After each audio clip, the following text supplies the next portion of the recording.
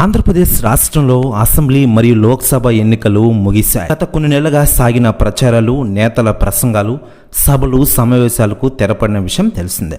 ఇక జూన్ 4వ తేదీన వెలువడనున్న ఫలితాలలో ఎవరిది విజయం అనేది తేలనుంది.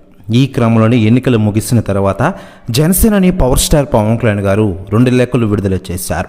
ఏపీ ప్రజలకు ఒక లేఖ, పిఠాపురం నియోజకవర్గ ప్రజలకు ఇంకో లేఖను ట్విట్టర్లో విడుదల చేశారు జనసేనాని. జనసేన పార్టీ అధికార ట్విట్టర్ ఖాతా ద్వారా ఈ 2 లేఖలను పోస్ట్ చేశారు. ఈ సందర్భంగా పవన్ కళ్యాణ్ గారు అందరికీ కృతజ్ఞతలు తెలిపిన విషయం మనకందరికీ తెలిసిందే. ఇదిలా ఉండగా పవన్ కళ్యాణ్ గారు పిఠాపురంపై సెలబ్రిటీలు మరియు స్పందిస్తూ ఉండగా తాజాగా కింగ్ నాగార్జున గారు స్పందించారట. ఆయన మాట్లాడుతూ, రాష్ట్ర రాజకీయాలు చాలా రసవత్తరంగా కొనసాగాయి. ముఖ్యంగా పిఠాపురం నియోజకవర్గం గురించి అందరూ మాట్లాడుకున్నారు. ఈసారి పవన్ కళ్యాణ్ గారు అసెంబ్లీ వెళ్లే ఛాన్సులు ఎక్కువగా ఉన్నాయి. పిఠాపురంలో కూడా అంతే అంటారట నాగార్జున గారు. ప్రెస్ న్యూస్ కూడా తెగ వైరల్ అవుతోంది ఆంధ్రప్రదేశ్ రాష్ట్ర రాజకీయాల్లో. ఇకపోతే పిఠాపురం నియోజకవర్గ ప్రజలకు సంబంధించి మరో లేఖను విడుదల చేశారు పవన్ కళ్యాణ్ గారు.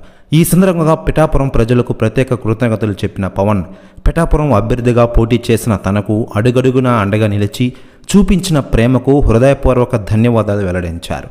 ఇక Pithapuram Telugu Desam party incharge SVSN వర్మకు పవన్ కళ్యాణ్ గారు స్పెషల్ థ్యాంక్స్ చెప్పిన విషయం విదితమే.